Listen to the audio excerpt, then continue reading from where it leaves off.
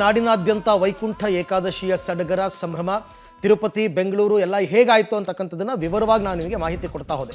ಇನ್ನು ದಾವಣಗೆರೆಯಲ್ಲೂ ಕೂಡ ವೈಕುಂಠ ಏಕಾದಶಿಯ ಸಂಭ್ರಮ ಮೇಳೈಸಿದೆ.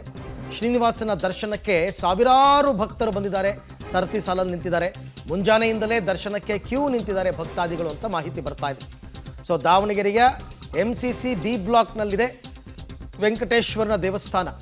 ಅಲ್ಲೂ ಕೂಡ ಎಲ್ಲ ಜಿಲ್ಲಾ ಕೇಂದ್ರಗಳಲ್ಲಿ ಬಹುತೇಕ ದೇವಸ್ಥಾನ ಶ್ರೀನಿವಾಸನ ದೇವಸ್ಥಾನ ಇದ್ದೇ ಇರುತ್ತೆ.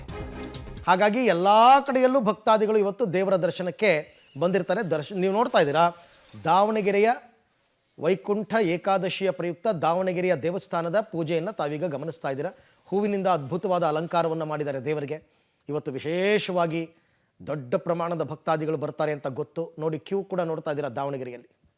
ಜನ ಇವತ್ತು ಒಂದು ವೆಂಕಟೇಶ್ವರನ ದರ್ಶನ ಪಡೆದು ಪುನೀತರಾಗ್ತಾ ಇದ್ದಾರೆ ಇಂಥ ಸಂದರ್ಭದಲ್ಲಿ ಅಂತ ನಾನು ಹೇಳಲಿಕ್ಕೆ ಇಷ್ಟಪಡ್ತೀನಿ.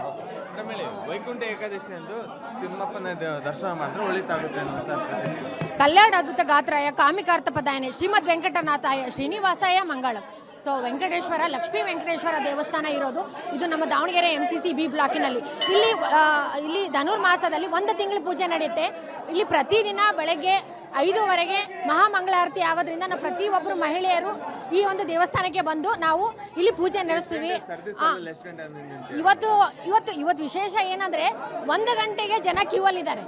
ಅಷ್ಟು ಯಾಕಂದ್ರೆ ಬೆಳಗಿನ ಜಾವ ಯಾಕೆ ಅಂತಂದ್ರೆ ಇವತ್ತು 10:00ವರೆಗೆ ಏಕಾದಶಿ ಮುಕ್ತಾಯಗೊಳ್ಳುತ್ತೆ. ಹಾಗಾಗಿ ಇವತ್ತಿದ್ದಾರೆ. ಆಮೇಲೆ ವಿಷ್ಣು ದೇವ ವೆಂಕಟೇಶ್ವರ ಅಲಂಕಾರ ಪ್ರಿಯ. ಹಾಗಾಗಿ ದೇವನಿಗೆ ನಾವು ದೇವಸ್ಥಾನದಲ್ಲಿ ಹೂವಿನ ಅಲಂಕಾರ ಅದೆಲ್ಲ ಮಾಡಿದ್ದೀವಿ. ಇಲ್ಲಿ ನಾವು ವಿಷ್ಣು ಈ ಬಗ್ಗೆ ಮತ್ತಷ್ಟು ಮಾಹಿತಿ ನನ್ನ ಕೊಲೀಗ್ ಪುನೀತ್ ಅವರಿಂದ ಪಡೆಯೋಣ. ಪುನೀತ್, ಈಗ ಸಹಜವಾಗಿ ವೈಕುಂಠ ಏಕಾದಶಿ ಎಂದಾಗ ಭಕ್ತಾದಿಗಳು ಸಾವಿರಾರು ಸಂಖ್ಯೆಯಲ್ಲಿ ಬರ್ತಾರೆ. ಈಗ ತಿರುಪತಿ ಕಾಲ್ತುಳಿತ ಪ್ರಕರಣ ಆದ ನಂತರ ದೇವಸ್ಥಾನಗಳಲ್ಲಿ ವ್ಯವಸ್ಥೆ ಹೇಗಿದೆ? ಎಷ್ಟು ಗಂಟೆ ಕ್ಯೂ ನಿಲ್ಲಬೇಕು ದೇವರ ದರ್ಶನ ಆಗೋದಕ್ಕೆ? ಬೇರೆ ದೇವಸ್ಥಾನದ ವತಿಯಿಂದ ಭಕ್ತಾದಿಗಳಿಗೆ ಕೊಟ್ಟಿರ್ತಕ್ಕಂಥ ಸವಲತ್ತುಗಳೇನೇನು ಅಂತ? ಖಂಡಿತವಾಗ್ಲೂ ಅರವಿಂದ್, ಇವತ್ತು ವೈಕುಂಠ ಏಕಾದಶಿ ಇರುವಂತಹ ಹಿನ್ನೆಲೆಯಲ್ಲಿ ದಾವಣಗೆರೆ MCC B ಬ್ಲಾಕ್ನಲ್ಲಿರುವಂತಹ ವೆಂಕಟೇಶ್ವರ ದೇವಸ್ಥಾನಕ್ಕೆ ಬೆಳಿಗ್ಗೆ 1 ಗಂಟೆಯಿಂದಲೂ ಕೂಡ ಭಕ್ತಾದಿಗಳು ಕೂಡ ಸರದಿ ಸಾಲಲ್ಲಿ ದೇವರ ದರ್ಶನಕ್ಕೆ ನಿಂತಿರುವಂಥ ನಾವು ದೃಶ್ಯಗಳು ನೋಡಬಹುದಾಗಿದೆ. ಬೆಳಿಗ್ಗೆ 1 ಗಂಟೆಯಿಂದಲೂ ಕೂಡ ಸಾವಿರಾರು ಭಕ್ತರು, ಅಂದರೆ ಒಂದು 3 ಕಿಲೋಮೀಟರ್ ಅಷ್ಟು ಕ್ಯೂ ಇದೆ ಈ ದೇವಸ್ಥಾನಕ್ಕೆ. ಅಂದರೆ ದೇವರ ದರ್ಶನ ಪಡಿಬೇಕು ಅಂತಂದರೆ 3 ಕಿಲೋಮೀಟರ್ ದಾಟಿ ನಂತರ ದೇವರ ದರ್ಶನ ಪಡಿಬೇಕು.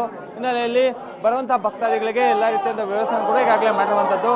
VIPs ಮತ್ತು VVIPs ಮತ್ತು ನಾರ್ಮಲ್ ಕ್ಯೂ ಅಂತಂದು 2 ಕೌಂಟ್ರ್ ಕೂಡ ಮಾಡಿದ್ದಾರೆ.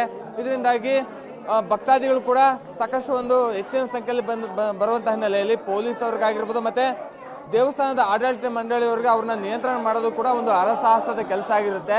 ಯಾಕಂತ ಹೇಳಿದ್ರೆ ಸಾವಿರಾರು ಸಂಖ್ಯೆಯಲ್ಲಿ ಭಕ್ತಾದಿಗಳು ಬರ್ತಾರೆ. ಭಕ್ತಾದಿಗಳು ಬಂದಂಥ ಸಂದರ್ಭದಲ್ಲಿ ಅವ್ರನ್ನ ನಿಯಂತ್ರಣ ಮಾಡೋದು ಕೂಡ ಸಾಕಷ್ಟು ತೊಂದರೆ ಆಗುತ್ತೆ. ಮತ್ತು ಅವ್ರಿಗೆ ಆದಂತಹ ಪ್ರತ್ಯೇಕ ಆದಂತಹ ವ್ಯವಸ್ಥೆಯನ್ನು ಕೂಡ ಈಗಾಗಲೇ ಮಾಡಿರೋ. ಯಾಕಂದರೆ VIPs ಮತ್ತು VVIPs ಕೌಂಟ್ರ್ ಮಾಡಿರುವಂಥ ಹಿನ್ನೆಲೆಯಲ್ಲಿ ಅಲ್ಲಿ ಕೂಡ ಭಕ್ತಾದಿಗಳ ಸಂಖ್ಯೆ ಕೂಡ ಜಾಸ್ತಿ ಆಗಿದೆ. ಅದರಲ್ಲೂ ಪ್ರಮುಖವಾಗಿ ಇವತ್ತು ವೈಕುಂಠ ಏಕಾದಶಿ ದಿನದಂದು ತಿಮ್ಮಪ್ಪನ ದರ್ಶನ ಪಡೆದ್ರೆ ಅಲ್ಲಿ ಕುಟುಂಬಕ್ಕೆ ಒಳಿತಾಗುತ್ತೆ, ನಮಗೂ ಒಳಿತಾಗುತ್ತೆ ಅನ್ನುವಂಥ ನಿಟ್ಟಿನಲ್ಲಿ ಭಕ್ತಾದಿಗಳು ಕೂಡ ಹೆಚ್ಚಿನ ಸಂಖ್ಯೆಯಲ್ಲಿ ಬಂದಿದ್ದಾರೆ. ಭಕ್ತಾದಿಗಳು ವಿಶೇಷವಾದಂತಹ ಅಲಂಕಾರವನ್ನು, ಪುಷ್ಪ ಅಲಂಕಾರ ಆಗಿರ್ಬೋದು ಮತ್ತು ಪತ್ರೆ ಅಲಂಕಾರವನ್ನು ಕೂಡ ಈಗಾಗಲೇ ಮಾಡಿರುವಂಥದ್ದು. ಪ್ರಮುಖವಾಗಿ ಈ ವೆಂಕಟೇಶ್ವರ ದೇವಸ್ಥಾನದಲ್ಲಿ ವಿಷ್ಣುವಿನ ದಶಾವತಾರವನ್ನು ಕೂಡ ಈಗಾಗಲೇ ನಿರ್ಮಾಣ ಮಾಡಿದ್ದಾರೆ. ಮತ್ತು ಲಕ್ಷ್ಮಿಯ ದೇವಸ್ಥಾನವು ಕೂಡ ಪುಷ್ಪ ಅಲಂಕಾರದಿಂದ ಸಾಕಷ್ಟು ಅಂದರೆ ಅಲಂಕಾರವನ್ನು ಕೂಡ ಮಾಡಿರುವಂಥ ಹಿನ್ನೆಲೆಯಲ್ಲಿ ಭಕ್ತಾದಿಗಳು ಕೂಡ ಹೆಚ್ಚಿನ ಸಂಖ್ಯೆಯಲ್ಲಿ ಬಂದಿದ್ದಾರೆ. ಪ್ರಮುಖವಾಗಿ ವೈಕುಂಠ ಏಕಾದಶಿ ದಿನದಂದು ಸ್ವರ್ಗದ ಬಾಗಿಲು ದರ್ಶನ ವಿಧಿಮುಖವಾಗಿ ಸ್ವರ್ಗದ ಬಾಗಿಲನ್ನು ಕೂಡ ತೆರೆದಿದ್ದಾರೆ. ಈ ಸ್ವರ್ಗದ ಬಾಗಿಲು ಮೂಲಕ ಅಂದರೆ ಹಾದು ಹೋದರೆ ಒಳಿತಾಗುತ್ತೆ, ಸ್ವರ್ಗ ಪ್ರಾಪ್ತಿಯಾಗುತ್ತೆ ಅನ್ನುವಂಥ ನಿಟ್ಟಿನಲ್ಲಿ ಭಕ್ತಾದಿಗಳು ಕೂಡ ಸಾಕಷ್ಟು ಹೆಚ್ಚಿನ ಸಂಖ್ಯೆಯಲ್ಲಿ ಬಂದಿದ್ದಾರೆ. ಅದರಲ್ಲೂ ಭಕ್ತಾದಿಗಳನ್ನು ನಿಯಂತ್ರಣ ಮಾಡೋದೇ ಒಂದು ಹರಸಾಹಸದ ಕೆಲಸ ಆಗಿದೆ. ಯಾಕಂದರೆ ಇಲ್ಲಿರುವಂತಹ ಆಡಳಿತ ಮಂಡಳಿಯವರಾಗಿರ್ಬೋದು ಮತ್ತು ಪೊಲೀಸರು ಕೂಡ ಬೆಳಿಗ್ಗೆ 1 ಗಂಟೆಯಿಂದಲೂ ಕೂಡ ಬಂದು ಭಕ್ತಾದಿಗಳನ್ನ ಸರದಿ ಸಾಲಿನಲ್ಲಿ ಕಳಿಸುವಂಥದ್ದು ಮತ್ತು ದೇವರ ದರ್ಶನ ಪಡಿಸುವಂತಹ ಕೆಲಸವನ್ನು ಕೂಡ ಮಾಡ್ತಾ ಇರುವಂಥದ್ದು. Aravind, right Puneeth, thank you. ತಮ್ಮ ಎಲ್ಲ ಮಾಹಿತಿಗಾಗಿ ಧನ್ಯವಾದ. ಇದು ದಾವಣಗೆರೆಯಲ್ಲಿ ದೇವರ ದರ್ಶನಕ್ಕೆ ಯಾವ ವ್ಯವಸ್ಥೆ ಆಗಿದೆ ಅಂತ.